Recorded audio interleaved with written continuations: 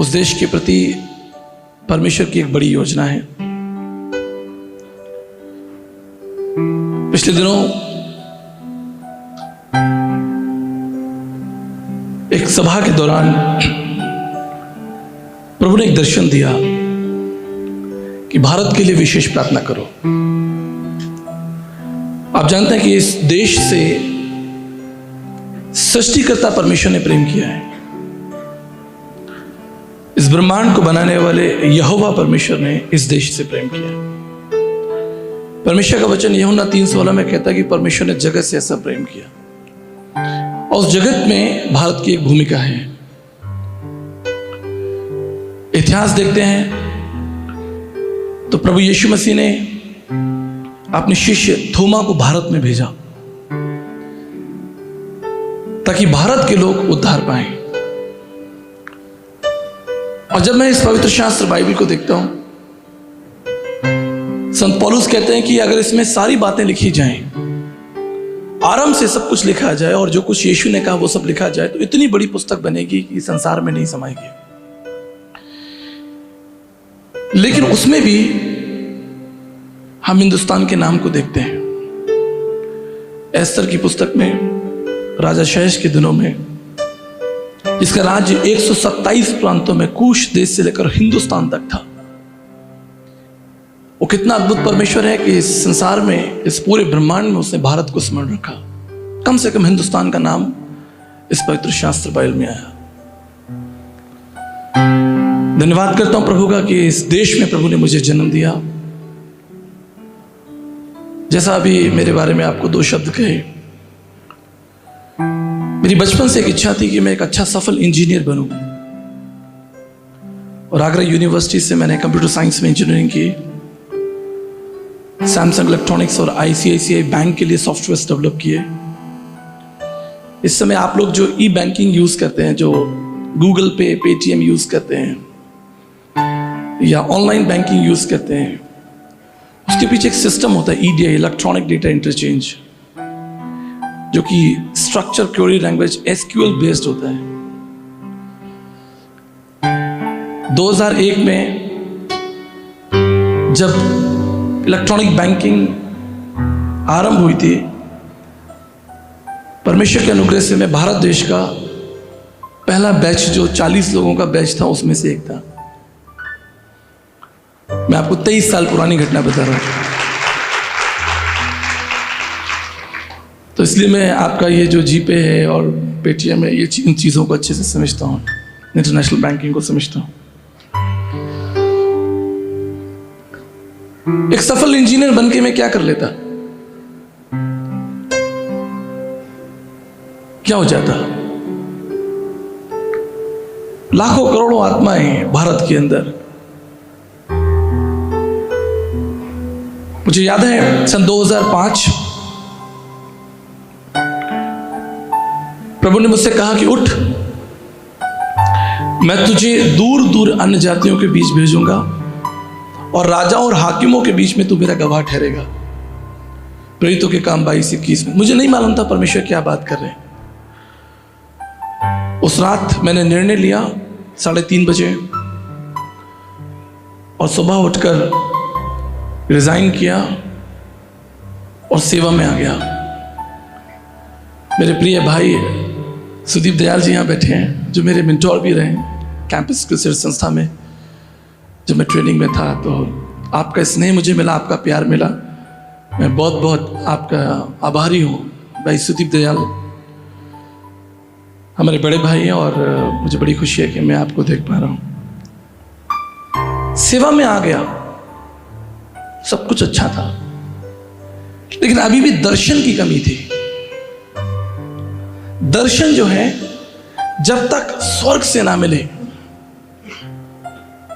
तब तक नहीं हो सकता। भारत के प्रति दर्शन, कि भारत के लोग उस सनातन अद्वितीय पराक्रमी परमेश्वर को जाने, उसका दर्शन प्राप्त करें। इसलिए भारत से प्रेम किया, भारत के आध्यात्म से प्रेम किया, भारत के साहित्य से प्रेम किया, भारत के इतिहास से प्रेम किया। पवित्र शास्त्र बाइबल के साथ साथ तमाम धर्मशास्त्रों को उठाकर देखा कि इसमें लिखा क्या है। गीता, रामायण, महाभारत, उपनिषद, वेद, पुराण, श्रुति, काव्य ग्रंथ।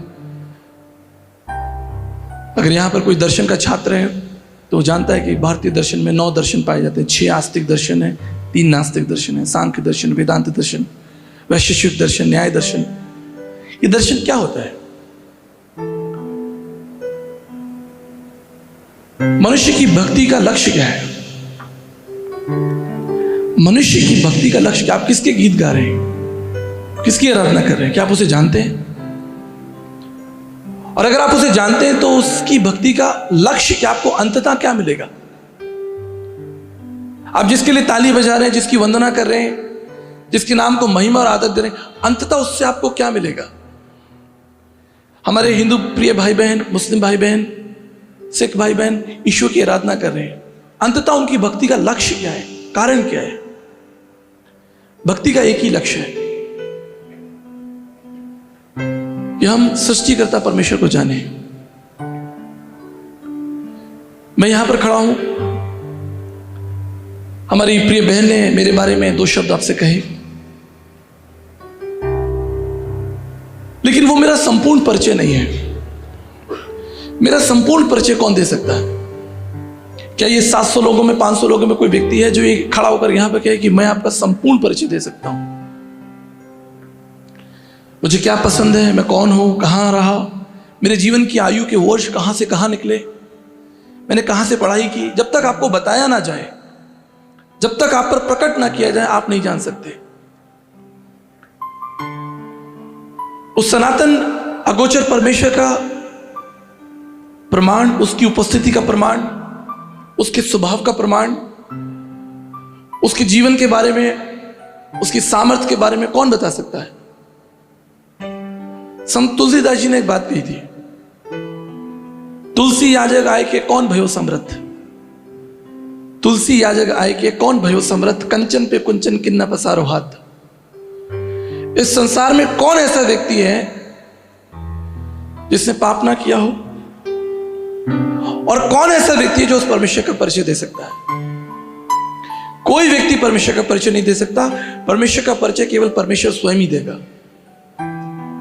सुन लीजिए, जब अब्राहम 99 वर्ष हो गया, परमेश्वर ने, यहोवा परमेश्वर ने अब्राहम को दर्शन दिया, मैं सर्वशक्तिमान ईश्वर हूं। और अब अपना परिचय बताया। सुन लीजिए इसको, रुकिए।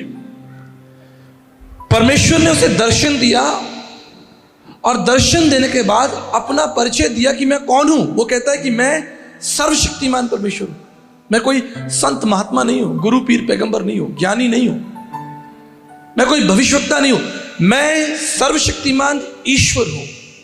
और आगे क्या लिखा? मेरी उपस्थिति में चल और सिद्ध होता जा। भक्ति का लक्ष्य क्या है?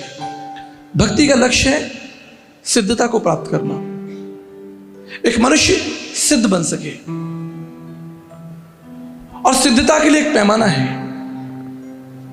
हम भौतिक जगत में रहते हैं, और भौतिक जगत में जब कोई वस्तु बनाई जाती है, मान लीजिए ये चेयर बनाई जाती है जिस पर आप बैठे हैं, या कोई भी चीज बनाई जाती है, उसका पहले एक मॉडल बनाया जाता है। वो कंपनी एक कार का मॉडल बनाती है, एक बिस्किट का मॉडल बनाती है, एक साबुन का मॉडल बनाती है, एक कुर्सी का एक मॉडल बनता है, और जब वो मॉडल सक्सेस हो जाता है, आगे की सारे जो मॉडल है उसको देखकर बनाए जाते हैं। हजारों लाखों कॉपियां बना दी जाती हैं उसकी। तो भक्ति का लक्ष्य है उस परमेश्वर की सिद्धता को प्राप्त करना।